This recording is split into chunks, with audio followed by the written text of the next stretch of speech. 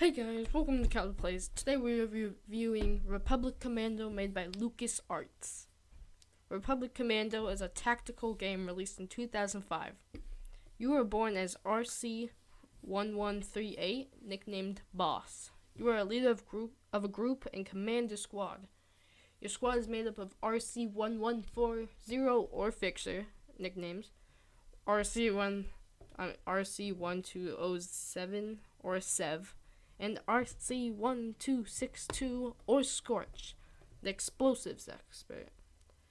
You are part of a republic and its clone army. This game is set during the Clone Wars, the war between the Separatists and the Galactic Republic.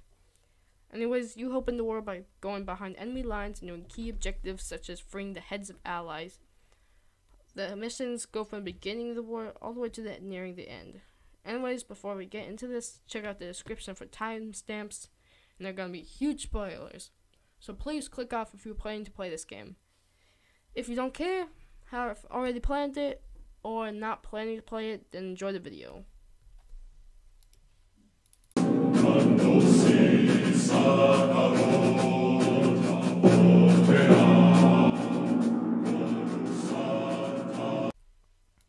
I love the campaign. It's what I play the game for. The story is incredible and it's based off one of the biggest franchises in history. Basically, you're a part of Delta Squad, a special forces group of 4 commandos from the Clone Army, a stealthy group that sabotages the enemy behind their own lines. There are an array of campaigns or missions. Some of my favorites include the first one on Geonosis and the last one on Kashyyyk. These missions are a decent length and have a different set of objectives that keep the game entertaining. Also, something I have to mention, I'm amazed at this game's ability to portray the commandos as real people, with a real past. Their chemistry seems so plausible. I mean, you got them telling each other jokes.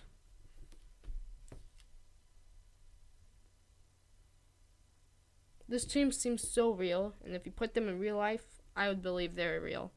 Because these missions highlighted their brotherly bond that was obtained by training and living with each other for years. Plenty of games have failed at that. It only makes it more impressive how well LucasArts was. However, this game ended on a huge cliffhanger. Where is Sev? Why isn't there a sequel? Where's Republic Commando 2? Sadly, we don't have one. Our only hope was shut down with EA's arrival.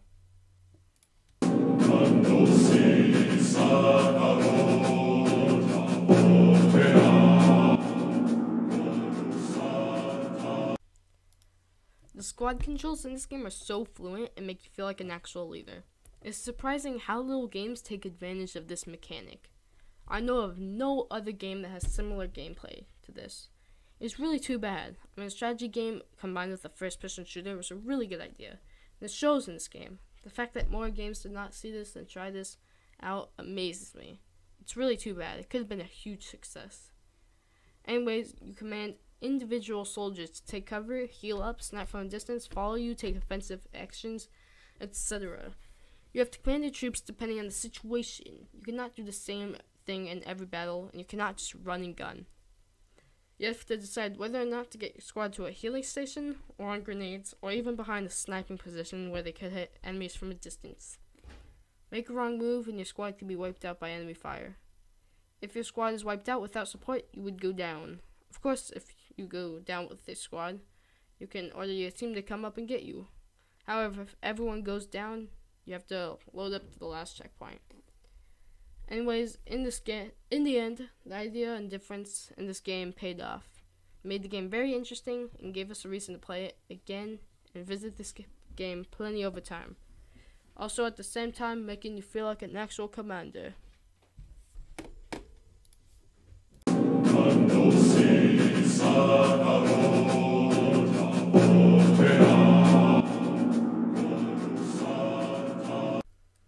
I'm gonna be honest here. The game lacks content. Unless you want to replay the campaign, which I did, there's really nothing else. I mean, servers are already dead in multiplayer. There's not much to be said here.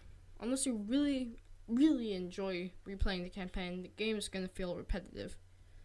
You could try a new playstyle, I guess, or use game commands, but other than that, there's nothing you can do after the campaign.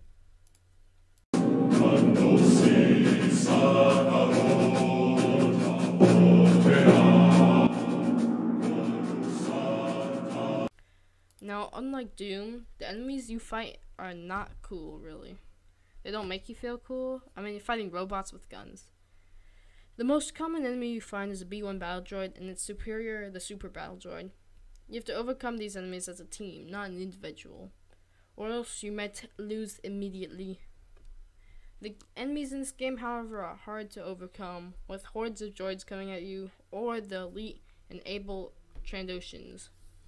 Killing them never gets tiring because of the different ways you can go at it. So all in all, even though the enemy types are limited, the different ways you can go at them and their tactics never get repetitive, which paves the way for good gameplay and in the end, a better game.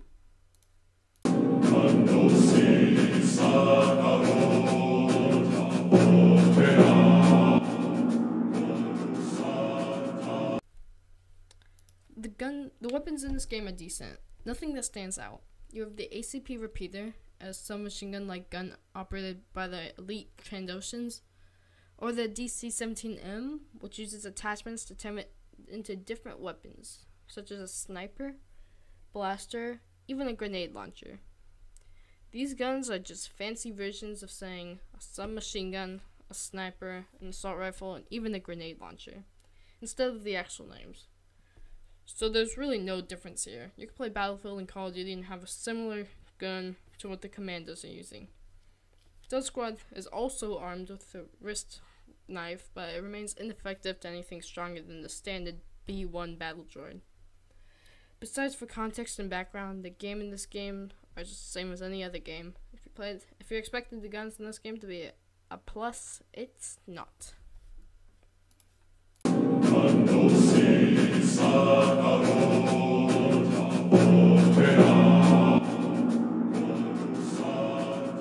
Again, there's really nothing to be said here. Servers are almost always empty, and from outside knowledge, I know it's only decent at best. So it's not really a good thing about the game. They should have taken advantage of squad combat, like in the multiplayer, or maybe pin two teams against each other, one being droids and the other being commandos. There are lots of opportunities for multiplayer, just a huge lack of creativity. Just like the case with Empire Total War. Check out the link in the description for that review. Besides for that, I like the extra details like night vision and windshield wipers. Again, it makes you feel like a real squad full of power and the skill to defeat hundreds of droids. Night vision makes you feel tactical and elite even in the dark, where you can see your enemies but they cannot see you. The windshield wipers make you feel cool, by making it seem like a mere inconvenience when you stumble around a dozen or two droids, so you just destroy them without only trace being their circuits on your helmet. I do also care for the dialogue in the other clones, like on Geonosis when they're praising you. Again, it makes you feel like an elite fighting force that your powerful but inferior comrades look up to. It gives character to the game and the soldiers fighting around you. Also, I enjoyed the challenge. The difficulty seems pretty normal. Hard parts where you know you're in it are rewarded with a satisfaction and a feeling of tactical. Small little engagements make you feel like nothing can stop you. All in all, a good level of difficulty.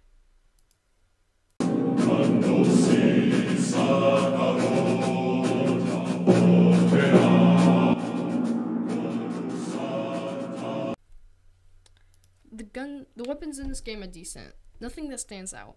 You have the ACP repeater, a submachine gun-like gun operated by the elite Trandoshans, or the DC-17M, which uses attachments to turn it into different weapons, such as a sniper, blaster, even a grenade launcher. These guns are just fancy versions of saying a submachine gun, a sniper, an assault rifle, and even a grenade launcher, instead of the actual names. So there's really no difference here. You can play Battlefield and Call of Duty and have a similar gun to what the Commandos are using. Stealth Squad is also armed with a wrist knife, but it remains ineffective to anything stronger than the standard B1 battle droid. Besides for context and background, the game in this game are just the same as any other game. If you're expecting the guns in this game to be a plus, it's not.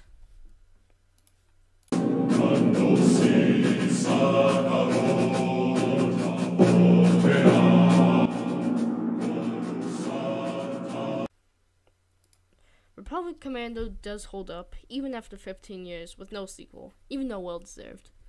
It would seem like this game's just a lame spin-off and taking advantage of the fact that it's about Star Wars. But I'm glad to say it's not.